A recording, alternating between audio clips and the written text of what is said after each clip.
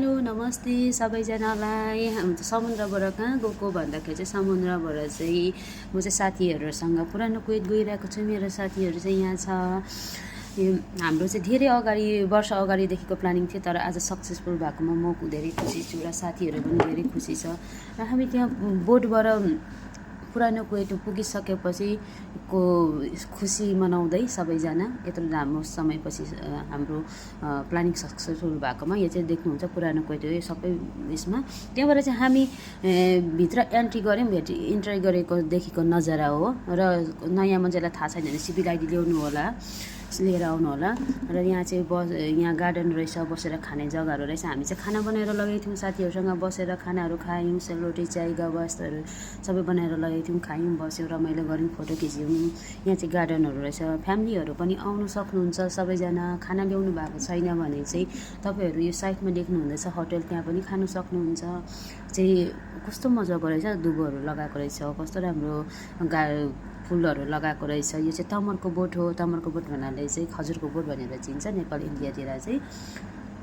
त्यसपछि चाहिँ हामी उता जाँदैछौँ। यो अगाडि चाहिँ पहिला सदम हुसेन लुकेर बसेको जग्गा हो र यहाँ लडाइँ हुँदाखेरि चाहिँ गोलीले लागेर पुरै घरहरू भित्केको छ अरे। म त फर्स्ट टाइम आएको, हेर्दै जाउँ, म देखाउने छु। त्यसपछि यहाँ आउँदै गर्दाखेरि चाहिँ रहेछ सानो जू जस्तै रहेछ, एनिमल्सहरू रहेछ। के एनिमल्स छ भने चाहिँ थाहा भएन। हेरौँ के रहेछ। बाँदर चाहिँ रहेछ हौ, बाँदर चाहिँ एउटा देख्यो, उता होला सायद, उता होला। यहाँ गाडी देख्नुहुन्छ, रोडहरू देख्नुहुन्छ, घरहरू देख्नुहुन्छ। गाडी चाहिँ यहाँ चाहिँ अब मान्छेहरू हुन्छ नि, हिँड्नु सक्दैन नि। अब यहाँनिर चाहिँ त्यो गाडी बुक गरेर तपाईँहरू यो गाडी बुक गरेर यो आइल्यान्ड भिजिट गर्नु सक्नुहुन्छ। तर यो चाहिँ समुद्रको वरिपरि, समुद्रै समुद्र छ वरिपरि। यो चाहिँ भित्रमा हो, गाडी चाहिँ यहाँ आउँदैन, रोड पनि छैन। आउँदा चाहिँ समुद्रैबाट आउने हो। तपाईँहरू 2-3 घन्टा 4 घन्टाको बुकिङ गरेर आउने हो। त्यो टाइममा चाहिँ फेरि फर्किनुपर्छ, बोटबाटै फर्किनुपर्छ है। अनि त्यो अगाडि देखिरहेछ, यो पहिला लडाइँ भएर सदम हुसेनलाई पक्रिँदाखेरि लडाइँ भएको थियो। त्यति बेला लडाइँ हुँदाखेरि चाहिँ गोलीले लागेर भत्केको घरहरू छ यहाँनिर चाहिँ होइन।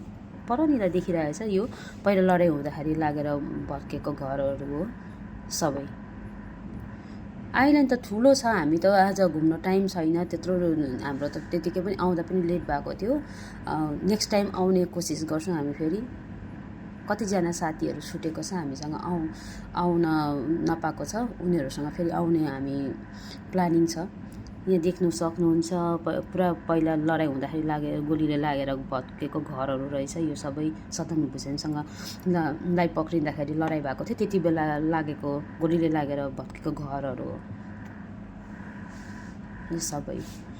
त्यसपछि चाहिँ यतापट्टि चाहिँ गार्डनहरू रहेछ, हेर्नु न कस्तो राम्रो। के यो ढुङ्गाहरू मजाले लागेर बनाएको रहेछ। नेपाली इन्डियामा चाहिँ कस्तो रमाइलो रहेछ, राम्रो लाग्यो मलाई त। मेरो साथीहरू चाहिँ यहाँ अगाडि छ, सबैजना साथीहरू चाहिँ। यो साइडमा चाहिँ बोट पनि खेल्न सक्नुहुन्छ, बोट पनि छ, तर त्यसको लागि चाहिँ एक्स्ट्रा टिकट लिनुपर्छ। यो चाहिँ रहेछ पुरानो जमानाको बोट, काठको बोट रहेछ होइन। कस्तो राम्रो लाग्यो। यो भित्र चाहिँ केटाहरू बस्ने खाने जग्गा हो, दोनिया भन्छ यसलाई चाहिँ। आज चाहिँ यति नै, धन्यवाद।